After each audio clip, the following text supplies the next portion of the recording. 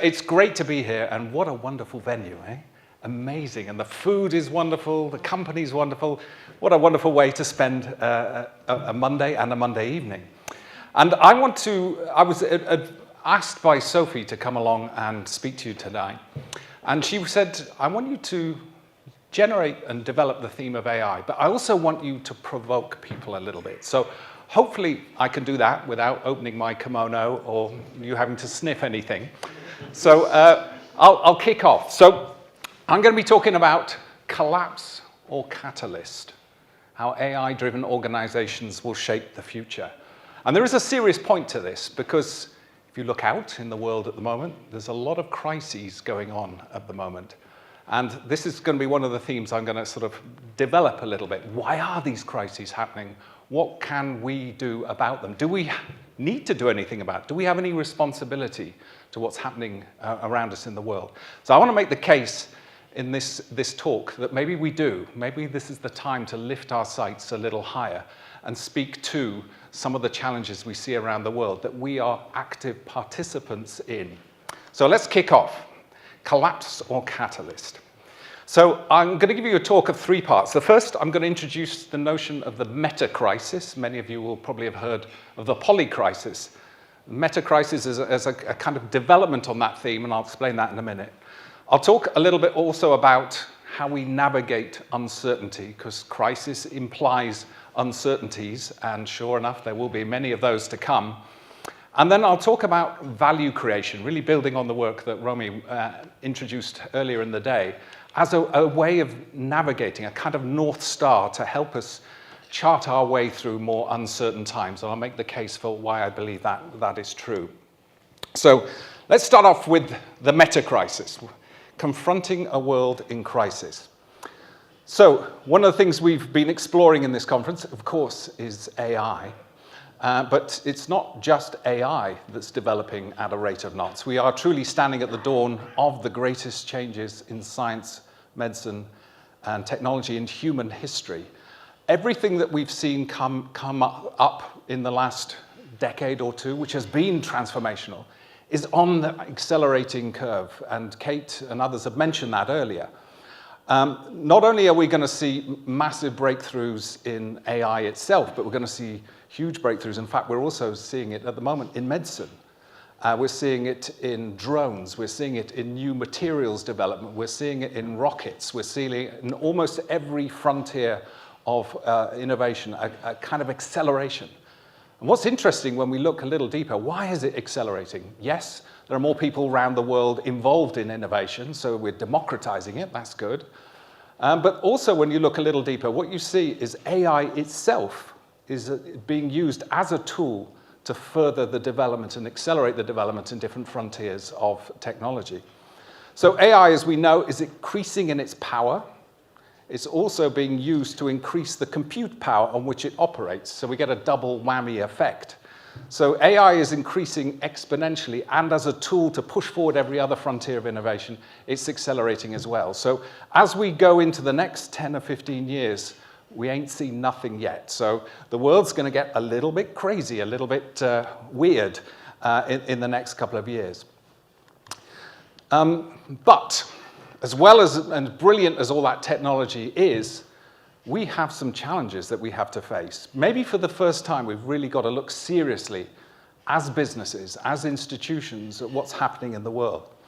And one of these, of course, is the planetary health challenges. As you can see here, our global economic system, made up of all you guys and all the organizations and companies in the world, which is spreading around the world and developing, is essentially extracting planetary resources in order to drive what it is that we build and make and sell, and then we dump it back into the planet as waste and pollution. And as we draw more out of planetary systems and we dump it back in as waste and pollution, we're banging up against the limits of what the planet can hold. And we'll come on to some of those limits in a minute. But we've got a global economic system that's increasing. Everyone wants to grow. And that's hooked to a global finance system that has embedded in it debt. We're using debt to drive this, and we need to drive this system ever faster to pay off the debt and to pay for all the development. So we're into what economists call a embedded growth obligation. In order to keep this whole structure going without collapsing, we need perpetual economic growth. And of course, it doesn't take a 10-year-old to figure out if we get perpetual economic growth, perpetual growth on a finite planet, we're going to run into some problems. And in fact, we are. Houston, we do have a problem. Now, of course, recycling and the circular economy gives us the opportunity maybe to take the waste out of this and recycle it back into new inputs. And that is very much what's required. However, current estimates indicate about 1% of total economic activity is actually driven by recycling. And the growth of this system is growing faster than that 1%. So although we started on the process of recycling and that circular economy, we've got a long, long way to go, even to catch up to the growth, never mind substitute that growth with new sustainable ways of working. So how much of a problem is it? Well, the Stockholm Resilience Centre, one of the agents of the world, if you like, that looks at this, say we're already past 6 of the 9 planetary boundaries. We've already crashed through those. And that's anything from, as we know, climate change, but it's also species degradation and species extinction. Did you know that 70% of the world's species have become extinct in the last 50 years? 70%. That's a lot. In terms of the animals there at the moment, some research was done recently to say, if you take all the animals of the world, how many of them are humans? How many of them are the industrial farming animals that we use for our food? And how much are wild animals? And the result came back that the percentage of the total animals of the world that are wild animals is 4%. That's all that's left. So already what's out there in nature is almost a zoo in its own right. So take that with acidification of oceans. We've got degradation of the soil through industrial monocrop farming techniques. We've got a number of big problems that lead us to this situation where we're crossing those planetary boundaries. And you've heard of COP. COP is an attempt to try and get the world organizations and governments together to address this. But all the targets that have been laid out, we're slipping further and further behind. So we do have a challenge. So this leads to what some of the people are calling the meta-crisis. You're probably more familiar with as polycrisis, a crisis of crises. There's crisis of climate, there's crisis of inequalities, there's political crisis, there's conflicts starting to bubble up around the world. Wherever we look, there seems to be crises. So the meta-crisis is a way of looking at this. Says, are there some underpinning generator functions? Are there something that underpins the way we do things in the world that's leading to all these crises? So if we're going to solve them, is it a case of whack-a-mole of each crisis? Or can we go deeper into the causal stack and find out what it is that sits underneath the fact that we have all these crises? And one of those is this notion of competition versus coordination and collaboration. Do we have a coordination crisis? Are there some things where we perhaps need to work together on them rather than compete? But we have in the world at the moment very much a culture of competition.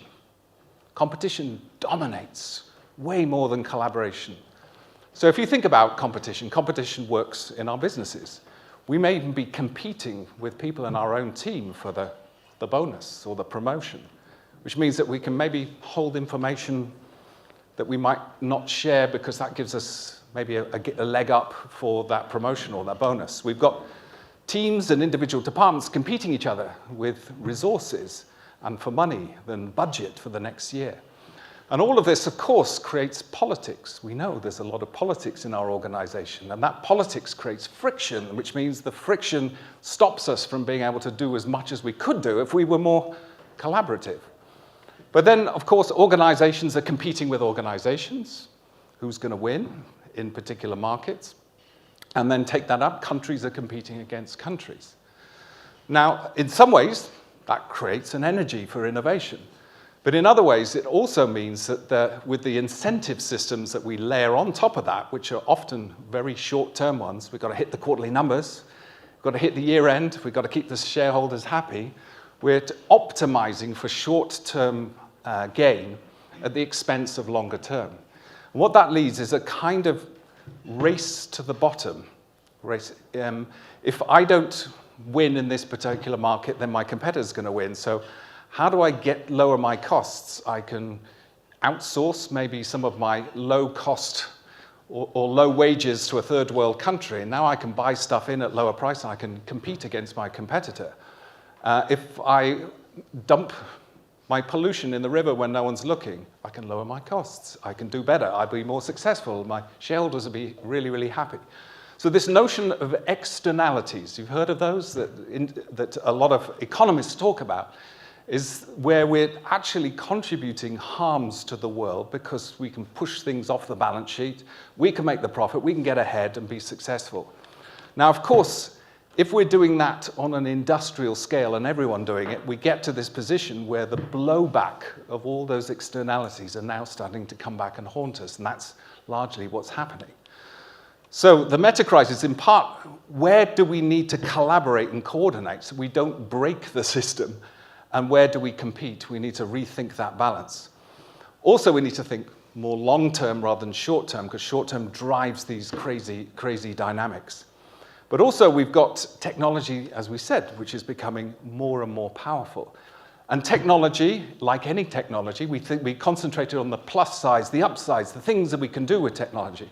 But often what we forget, or need to pay more attention to, is that any technology can be used for harm as well as good. A hammer can be used to bang nails in and build things and build houses, but it will also be used as a weapon. And what we're seeing increasingly is the potential for the more advanced and powerful technologies that we have to also be used for bad as well as good. So there's been huge breakthroughs, for example, in CRISPR. Any of you heard of CRISPR technologies? The ability to come into, take the DNA sequence, be able to break it down and snip in, if you like, a replacement piece of DNA in order to address things like some of the genetic diseases. Now, there's huge potential in that for good. But you can also use this technology to create and make your own virus. Think about that for a second. We've just been through the pandemic. So these technologies have the potential for great good, but also for great harm. And so we've got to be thinking about how do we bind the power of our technology in ways that don't cause harm. And some of the people, as philosophers, have been looking at this, and I quite like this quote. We as humanity are rapidly acquiring the power of gods. But do we have the wisdom of gods to know how to use that power? Will our power get in advance of our ability to wisely know how to steward that power in the world? So as well as the meta-crisis, we've got the meaning crisis. The meta-crisis is what's going on out there. The meaning crisis is like what's going on in here for us individually, collectively, and as society. And there are worrying signs. There's also a sense of growing confusion when you open up your browser or watch your TV. The sense that AI, which is also already being used to steward the development of new information, so social media, just optimizing for engagement. Who wouldn't want to do that? You optimize for engagement, you get more eyeballs, you get more advertising money. So the algorithms for Facebook and many of the social media companies are doing that. They're optimizing for engagement. And the AI is just simply exploring what kinds of content drives engagement. Lo and behold, stuff that supports your own biases gets more engagement. Stuff that you hate, stuff that challenges you, also gets shared more. So the algorithms have figured out that by entering and delivering this kind of content, more and more people engage. And of course, the net result of that is we get a fragmented sense of the world. We get the other positioned in a way that's quite antagonistic. And out of that comes a increasingly broken and polarized society, which then polarizes politics as well. So a growing confusion. What's true? What's real? What's not? What should we trust? This growing confusion. Linked to that is a loss of meaning. What is life for in this confusing, crazy world that we live in? A lot of younger people are struggling with that in the moment, which leads to the final point, poorer mental health. I don't know which countries you're all from, but in the UK, 25% of the UK population will have a clinical grade mental health issue in any 1 year. A quarter. What the hell have we done that a quarter of us will have a clinical grade mental health issue? That's usually depression or anxiety. So we have also, as well as out there in the world, the meta crisis, we also have this meaning crisis that means that we have got some serious issues to address. So how might we go about doing that? It all seems a bit gloomy, Andy. Like, what could we do about that? What do we need to do about that? It seems so much uncertainty. Now, one of my favorite philosophers has said, if we go right back to first principles and think about this challenge as humanity, we're really talking about the relationship between humanity, technology, and nature. So if human civilization is to survive and flourish, surely as part of that future, there's got to be some notion of human flourishing. If humanity isn't flourishing, then something has gone wrong somewhere. So I think we can postulate human flourishing has to be part of what our future has in store for us. But we can't have a flourishing humanity without a flourishing planet, because we depend the air that we breathe, the water we drink, the food that comes from us, the scale and the sense of the world's harmony is really, really important if we're going to have a flourishing humanity. So we need a flourishing planet, a flourishing humanity on a flourishing planet. The question then comes, what do we do with our technology? And technology, I don't just mean bits of tech like iPhones and stuff. I mean techne, everything that we've built as humans to support our own well-being. So we're talking about here economic systems, political systems, education systems, health systems, transport systems, all the techne that we built. As we've been exploring, somewhere along the road, it's developed its own organizing logic that's become increasingly extractive of the planet and extractive of us. So our challenge at the humanity level is how do we bring our techne back in service of a flourishing humanity on a flourishing planet? If we get that alignment, then we have the possibility, no matter how powerful our technology is, that it's in service of something better.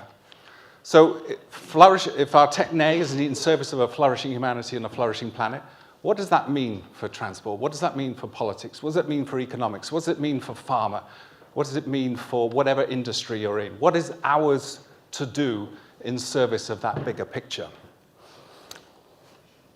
So I've covered the meta crisis. Let's whiz through some of this. I'll go through this a little bit quicker because some of this has been covered by Kate and Romy earlier. So yes, we are facing more challenges in the future, more disruptions. This isn't necessarily a forecast of which ones come and the scale of it, but just a kind of representation that as the world destabilizes, more of these crises are going to erupt. So this is going to be potentially the new normal. The new normal, there you are, I said it. The bullshit bingo word. Apologies for this, Ben. But yes, business is going to feel a little bit more like this than it was historically. So this raises a fundamental question. How are we going to deal with this level of uncertainty? What should we do? And of course, many of you will have seen this excellent comic here, which is our traditional ways of thinking logically. If we do this and then we do that, then we're going to get C and oh, yeah, that sounds like a good plan. Let's go out there and make that happen. In reality, the world is complexifying. It's more interrelated. Entangled is one of the words a lot of the systems thinkers use. So this raises this question of how should we as businesses respond to a world that's moving and shifting? Now, up until now, we've been focusing largely in our world on optimizing, efficiency. How do we optimize what we're doing to drive costs out of the business, to drive variability out so that we can minimize the costs and maximize our profits, etc. That makes sense in a world that's quite stable. But if the world is becoming less stable, then one of the things it does is cause fragility, because there's no spare resource to deal with the unexpected. We can get knocked over very quickly. So there's been a lot of interest in resilience. Should we keep some capacity back in order that we can adapt and change course as and when things move and change, as they will? But there's a third bit I just want to plant in front of you as well, this notion of anti-fragile. Could our ability to deal with the unexpected and changes become a superpower itself? Because if we're going to see more of this, maybe our ability to adapt and change quickly becomes a source of competitive advantage, so that as our competitors struggle, we can adapt more quickly to these changes because we've developed that into the fabric of who we are. So I just wanted to leave that with you. Now, why is it so difficult to change? Well, traditional organizational structures, and this is kind of representative example, are not very flexible, really. We tend to be top-down, hierarchical, siloed, transaction-driven. We've got a machine that's kind of reporting upwards. The change is happening out here, but power comes down this particular route. So we get encapsulated into bureaucratic straitjackets with hard processes and metrics that we need to achieve that often creates a rigidity in our organizations that make it difficult to deal with flexibility. So I've been working with a lot of organizations and institutions about how do we break out of that? Is there a way of thinking about this in a different way? How many of you have come across 3 horizons as an approach to strategy? Not many people. Good. So very, very quickly, Horizon 1, business as usual, all the stuff that we do at the moment. So that's the customers we got to serve, the people that we need patients we need to deal with, the citizens we're offering services to. So Horizon 1 is all the stuff we do today, but it's also the way that we do it. Top-down, hierarchical, transaction, we've got to hit the quarterly numbers, Now, Horizon 1 boxes us in some way to be able to deal with changes in the world, but also deal with changes in terms of the opportunities we could realize if we could do something better. So Horizon 3, if we vault ahead to the future, is an invitation to ask organizations to drop tools, down tools, accept that we've got business as usual. Let's reimagine what we could be if we really were to be able to deliver the value that we know we could. If we were to embrace the new technologies and the ways of working that we know are here, what could that future look like? Let's just immerse ourselves in that, because it'll be radically different. What would need to be true? And then once we've done that work, Horizon 2 then becomes, how do we bridge? What innovation and transformation bridges us out of business as usual to something radically better? So what this does is start to distill innovation into stuff that just bootstraps what we're doing at the moment. And a lot of innovation is about bootstrapping what we're doing. But if we keep doing what we're doing, we'll keep getting what we're getting. This Horizon 2 innovation is an invitation to do something transformational that starts to build us towards a new way of doing things. It's this idea of the future calling us to the future as opposed to just incrementally moving out of the present is a very powerful way of being able to sort of reimagine and invite the organization to think about the transformational journey to that future. So this is stuff that's been driving a lot of my work. So I won't dwell on this, but I've did a huge amount of work in healthcare, saying, is the future of healthcare bolting bits of tech and medicine onto our existing structures? Or can we reimagine what health could look like in the 21st century? What would that future look like? And what's the invitation for the collective coming together of multiple actors on a transformational journey to making that happen? And Beyond the Fog, a future for public healthcare, is a huge piece of work I've done on that, which is generating quite a lot of interest around the world. So, coming into the final leg, how might we think more practically about what our organizations do to navigate into that future? And I want to make the case, as Romeo said, that value creation is the key. Now, most of our organizations, if we're really honest, are large factories for shifting product and servicing product.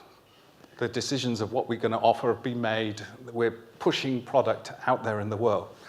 But if we're really going to make this transformational change, my invitation to you is to think about what is it that customers and society truly values. What is it that makes a difference in their lives? Look beyond the product to what's going to make a radical difference, and use that insight to inform what we could be doing better and different.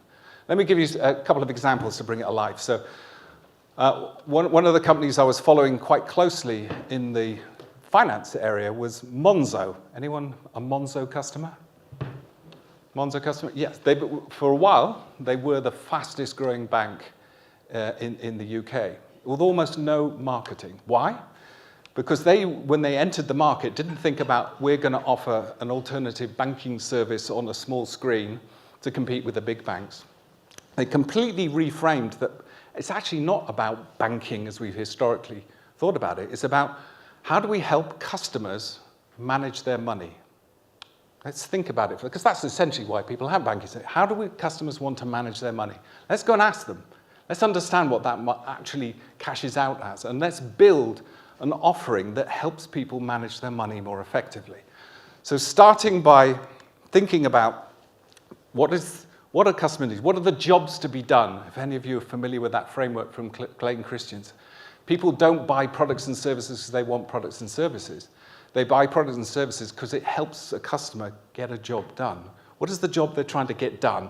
Do we understand that fully? And if we do, can we go back and look at our products and services and say, holy shit, we're missing out a load of things here.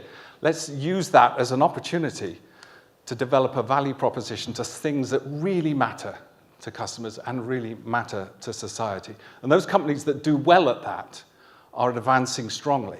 And if you do know what those jobs to be done are, what it allows you to do is say, how could we use blockchain, AI, VR, any of these emerging technologies? What could we do with those technologies to help our customers do more of what they want? So it provides a kind of anchor to help steer and embrace new transformational technologies and ways of working. Deep in the heart of that, though, and this is one of my passionate calls, is as we look more deeply at what matters to people, we have to go deeper and see what it is to be human. Do we see the human? Do we see what really matters? What are people's hopes and dreams and aspirations? Are we working, or can we work with people to realize those things rather than doing to people to extract the money that we want for our bottom line? If we can find that connection, we're working with people to do the things that really matter, and then our organizations, both individually and collectively, are in a different relationship with society and the world. So if we take that at an organizational level, we can think, well, what are the customers' jobs to be done? Well, how can we create real value with this new amazing technology? And AI is going to play a huge role in giving us superpowers to do something different. So what is the jobs that need to be done? And how do we articulate that in the expression of our value propositions? We can also turn that lens back on our own people. What is the job to be done for them in terms of providing meaningful work? And if we can tie what they're working to actually making a difference, a meaningful difference in the world, then the magic starts to happen. The value for employees and the value for customers are starting to work together as a super system. And if we can embed that and link that to what is our greatest, why is the world a better place for us existing? What is our contribution to this bigger story, this meta crisis? Then we create a value arrangement that will much more likely generate success and provide owners and investors with the return. So the return comes as a consequence of being the best platform for delivering value. So I just want to finish with a little bit of what does this mean for AI as we go through our journey of embracing and evolving AI. And I want to make the case that at one level we can think of our organizations from going machines to factories of shifting product, to learning organizations and learning platforms of which AI is going to play a great role in enabling. And it's going to be doing it at multiple levels, I'll make the case. One is, yes, it will enable us to transcend the silos to deliver more collective throughput, to deliver real integrated process value that's really going to enable the organization to work more effectively and more efficiently across the different silos to be able to make things happen.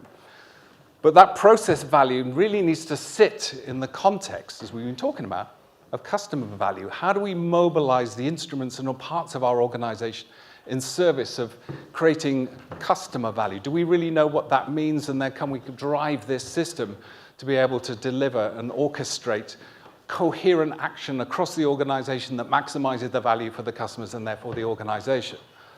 How do we then, going up to the third level, ensure that we can create the platform, the organization as a whole, that makes all of this possible?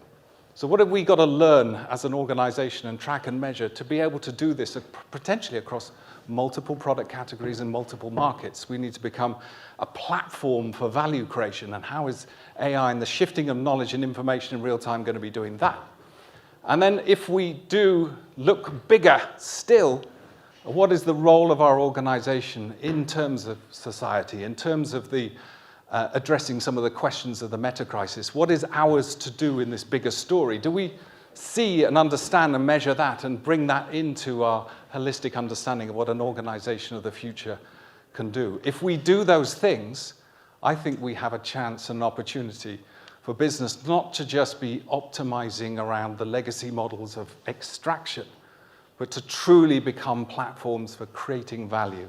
Value that's meaningful and value that can create and make a difference in the context of a world in crisis that needs business to step up, because business is probably the most powerful actor in the world to do something about our current position.